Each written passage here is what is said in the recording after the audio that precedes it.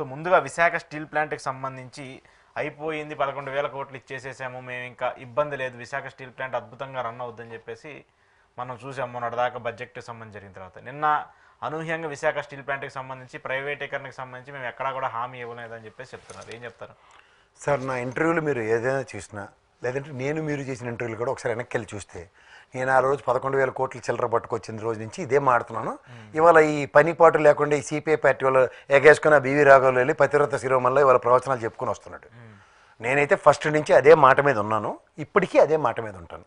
Steel ప్లాంట్ని అమ్మడానికి కేంద్ర ప్రభుత్వంలో ఇవాళ ఎన్డీఏ కంకణం కట్టుకుని, గతంలో మనం ఎప్పుడైనా సరే ప్రాఫిట్ మాడ్యూల్లో లేనివి అని ఎప్పుడైతే డిజిన్వెస్ట్మెంట్ స్కీమ్లోకి తీసుకొచ్చారో వీళ్ళు కక్షగట్టి ఎల్ఐసి లాంటిది కూడా హయ్యెస్ట్ ప్రాఫిట్ మాడ్యూల్లో ఉన్నదాన్ని కూడా ప్రైవేటీకరణ చేయడంలో వెనకాడిన ఈ ఎన్డీఏ ప్రభుత్వం వీళ్ళ ప్రాథమికంగా ముఖ్యంగా ఆంధ్రప్రదేశ్ నోట్లో నీళ్లు మట్టి తీసుకొచ్చి డెమాన్స్ట్రేషన్ ఇచ్చారు. చూడండి, చిన్నప్పుడు మనం చదువుకున్నప్పుడు పిల్లి అంటే ఇలా పిల్లి బొమ్మ చూపించి దీన్ని పిల్లి అంటారు, కుక్క అంటారు అన్న దానికి సింబాలిక్గా మట్టి నీళ్లు తెచ్చి పోసిన తర్వాత కూడా మనమే వెర్రిమాలోకల్లాగా ఈ బీజేపీ వాడిని మళ్ళీ నమ్మి ఓట్లు వేసాం. చూడండి, మనకన్నా జడ్డోళ్ళు ఇంకో లేరు.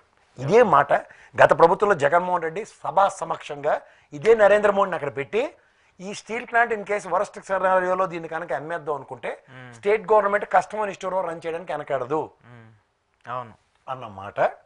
ఈ రోజుకి కూడా దానికి స్టిక్ ఆన్ గన్స్ అయిన దగ్గర 5 ఏళ్ళు తాత్సారం చేసి, ఎందుకంటే అబాంతం వాళ్ళు చాలా తెలివైన వాళ్ళు. ఈ తెలుగుదేశం వాళ్ళకి మైక్ జనసేన వాళ్ళకి మైక్ ఇచ్చాక అలో లక్ష్మణాన్ని వైఎస్ఆర్సీపీ మీద పడేయడమే తప్ప వాళ్ళకి ఇంకో ఎజెండా లేదని చెప్పి ఫస్ట్ గ్రహించింది ఎవడంటే ఎన్డీఏ వాడు, అది కూడా నరేంద్ర మోడీ, ముఖ్యంగా అమిత్ షా. అప్పటి నుంచి పవన్ కళ్యాణ్కి చంద్రబాబుకి ఎదురుకి కోతాట ఆడిస్తున్నాడు.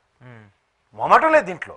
మీకు ఎప్పుడైతే వైజాగ్ రైల్వే జోను గత ప్రభుత్వంలో ల్యాండ్ ఇవ్వలేదని జగన్మోహన్ రెడ్డి మీద వైఎస్ఆర్సీపీ మీద పడి ఏడ్చి వీళ్ళేదో పెద్ద తీసుమార్కాలలో దాన్ని తీసుకొచ్చి ఏం చేశారు? కేకే లైన్, కిరండల్ లైన్ లేకుండా అదొక పుతిలి అక్కడ తీసుకొచ్చి పెట్టారు. ఇది మా ఇళ్ళలో తెచ్చామని, ఇది ఎవరికి ఉపయోగం? అది ఇలాంటి పనికిమాలను పని చేయడానికి కూటమితో వాళ్ళు శంకన ఎక్కించుకుంటారు. ఈ పని నేను చేయనని చెప్పినందుకు వైఎస్ఆర్సీపీ ఆ విధంగా శిక్షించబడింది. గతంలో మీరు రాజకీయమే పరమావధి, అధికారమే పరమావధి అనుకున్నప్పుడు ధరంపోరాట దీక్షలు అన్నవి మమ్మల్ని భ్రమింపజేసి, ఎందుకంటే ప్రత్యేక హోదా లాంటిది 17,500 కోట్లకి తాకట్టు పెట్టేసి కూడా మీరు ఈ రోజుకి కూడా మీరు నటనా చాతుర్యాలతో పవన్ కళ్యాణ్ సినిమా యాక్టర్ కాబట్టి బ్రహ్మాండంగా చేయగలడు, మీ దగ్గర బాలకృష్ణ డైలాగులు చెప్పలేకపోయినా సినిమా యాక్టర్ కాబట్టి మమ్మల్ని జనరంజకంగా నడిపించగలరు అనుకున్న భ్రమంలో ప్రజలను ఉంచి చావన్న మాకేం పర్వాలేదు. కానీ నిజంగా ఆంధ్రుల హక్కు కోసం పోరాడిన రామారావు గారి స్ఫూర్తితో, అదేంటి తెలుగువాడని గర్వంగా చెప్పుకున్న మహనీయుడు పార్టీ అని చెప్పుకున్నందుకు ఒకసారి ఆలోచించండి మీరు. ఎందుకంటే ఆంధ్రుల హక్కు, విశాఖ హక్కు, ఆంధ్రుల హక్కుని సాధించుకున్న దానికి ఇవాళ ఎలాంటి కష్టం తీసుకొస్తున్నారో మీ తెలుగుదేశం పార్టీ అధినాయకుడు ఆయన ఆత్మ ఏ విధంగా ఘోషిస్తుందో ఒకసారి ఆలోచించండి.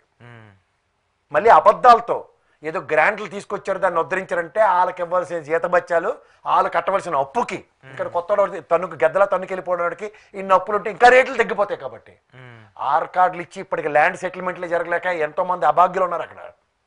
33 మంది ప్రాణత్యాగాలతో ఏర్పడిన కంపెనీ అది.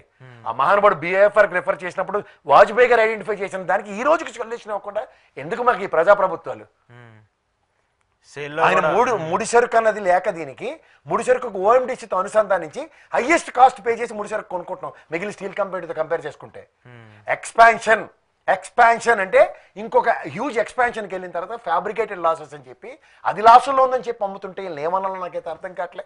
38,000 కోట్ల పైచలకి డివిడెండ్ రూపంలో దాని మీద పెట్టిన మూలధనం కేంద్ర ప్రభుత్వానికి ఆల్రెడీ తీర్చేశారు. 850 కోట్లు దాని మీద స్టేట్ గవర్నమెంట్కి ట్యాక్స్ రూపంలో కడతారు. ప్రాథమిక అవగాహన లేకుండా వాళ్ళు ఎంఎస్టీ ఏమీ తెలియదని ఇంకోసారి ప్రూవ్ అవుతుంది. ముఖ్యంగా చంద్రబాబు నాయుడు గారు లాంటి అపార అనుభవం ఉన్న వ్యక్తి కూడా ఇలా ఏమీ కాకుండా నరేంద్ర మోడీ బీజేపీ ప్రభుత్వంలో ఒక పుతిరిలా మిగిలిపోతే మాత్రం చాలా ఆక్షేపణీయంగా ఉంది. ఇంకా రాజకీయాల కోసం ఇంకా అది దాన్ని కల లేదండి. రాష్ట్ర సార్వభౌమత్వం, రాష్ట్ర ప్రైడ్ని వీళ్ళు పణంగా ఒక మహానుభావుడు అమృతరావు గారు, చలపతిరావు గారు త్యాగాల్ని ఏమీ కాకుండా వీళ్ళు నీళ్ళు నువ్వులు గాలికి వదిలేసినట్టు వదిలేస్తుంటే హృదయ విదారకంగాను చాలా బాధాకరంగాను ఉంది. వీళ్ళు ముఖ్యంగా చూడండి, పోలవరం నిధులు గ్రాంట్ చేయించుకోలేదు, ఎప్పటికీ లేదు. వాళ్ళకి ఆర్ఆర్ ప్యాకేజ్ ఇవ్వలేదు, వీళ్ళకి చేత కాదు. అమరావతి ఈ రోజు గజెట్ లేదు. వీళ్ళ కబుర్లు చెప్తుంటే జడ్డు వల్ల వాళ్ళు వింటుంటే అమరావతి రైతులు 34,000 ఎకరాలు ఇచ్చారు. ఏదిరా మీ 1000 గజాలు 200 గజాలైనా చచ్చుకోండిరా కనీసం. ఇవి కూడా తెచ్చుకోకుండా ఎందుకో మీ త్యాగాలు, మీరు ఇవ్వాల్సిన వాళ్ళ రాజకీయ ప్రయోజనాలకి మీ ఉద్యమాలు, ఇది ప్రజలకు కొట్టొచ్చినట్టు కనబడుతున్నాయి. ఈ 10 నెలల్లో కూడా మీకు ఇప్పటికి సొల్యూషన్ ప్రాస్పెక్ట్ లేదు రైతులకు సంబంధించి. ఇంక రైతులు గోష్ చెప్పక్కర్లే. ఇక్కడ వీళ్ళు ఇవాళ బడ్జెట్ పెట్టారు తెలంగాణలో, వీళ్ళు ఇంత మట్టి కొట్టిన నోట్లో 3 ఎకరాల లోపల ఇచ్చారంటే ఎవరికి ఇచ్చారు? అక్కడ ఇంక చెప్పక్కర్లే. ఖరీఫ్ రబీ సీజన్ 2 పోయాయి. కేంద్ర ప్రభుత్వం ఇచ్చిన డబ్బులు కూడా ఇవ్వడానికి దిక్కు దేవాలేదు. 79,000 కోట్ల పైచీలకు కావాలి వీళ్ళు అనౌన్స్ చేసిన 6 బుల్లెట్ పాయింట్స్కి ఈ ఫైనాన్షియల్ ఇయర్కి. 17,700 కోట్లు అలొకేట్ చేసుకున్నారు సార్.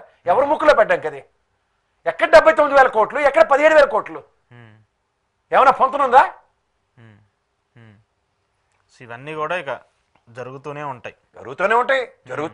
గత ప్రభుత్వం మీకు ఇవాళ నేను చెప్తున్నాను సార్, నా విశ్లేషణలు మళ్ళీ వినండి ఒకసారి. ఎవరికైనా దమ్ముంటే నేను ఛాలెంజ్ చేసుకోవడం చెప్తున్నా. 100 కోట్లు ఇచ్చి వెళ్ళిపోయిన ప్రభుత్వం కాదు. ఎఫ్ఆర్బిఎం లిమిట్లు ఈ ఫైనాన్షియల్ ఇయర్ క్లోజ్ లోపల 1,00,000 కోట్లు తెచ్చుకోవచ్చు అంటే 1,29,000 కోట్లు తెచ్చుకొని కూర్చుని ఉన్నారు. గమనించండి.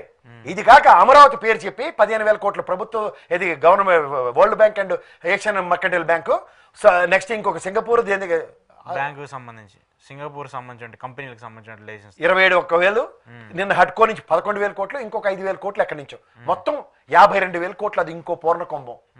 ల్యాండ్లు ఇచ్చారా? 1000 గజాలు 200 గజాలు రైతులకు ఇచ్చారా? అదిలే. సీడ్ క్యాపిటల్ రోడ్ వేసారా? వేయలే.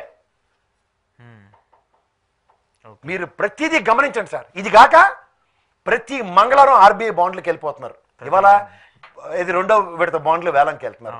ఇవన్నీ కాకుండా నిన్న పయ్యావుల కేశవ్ గారు 68,000 కోట్లకి వెళ్ళిపోయారు. దేనికో తెలుసా సార్? మీకు గమనించండి సార్, వాళ్ళు ఎంత ఖతర్నాక్ బ్యాచ్ అంటే 14 లక్షల కోట్లు 10 లక్షల కోట్లని ఈ తెపెల్ల ఛానల్ త్రూగా ప్రజలకి మభ్యపెట్టి ఈ బడ్జెట్ సమావేశంలో 6,40,000 అశ్వత్థామ తక్కువ చిన్న మాట వినిపించి పక్కకి వెళ్ళిపోయారు. దీని మీద లెబోరియస్ డిబేట్ జరగట్లే. మీరు ఇది గమనిస్తే వీళ్ళు 6,40,000 కోట్లకి ఆల్రెడీ 2,52,000 కోట్లు ఆల్రెడీ పూర్ణకుమ్మం రెడీ చేశారు. మళ్ళీ ఈ 68,000 కోట్లతో కలిపితే ఈ 68,000 కోట్లు ఏం చేస్తారు తెలుసా సార్? ల్యాండ్లు, సచివాలయం లాంటివి ఇలాంటివి పణంగా పెట్టేస్తారు. అది ఆల్రెడీ మన హెచ్డిఎఫ్సి బ్యాంక్ క్రిస్టల్ క్లియర్ గా చెప్పింది అసెంబ్లీలో అడిగిన ప్రశ్నకి.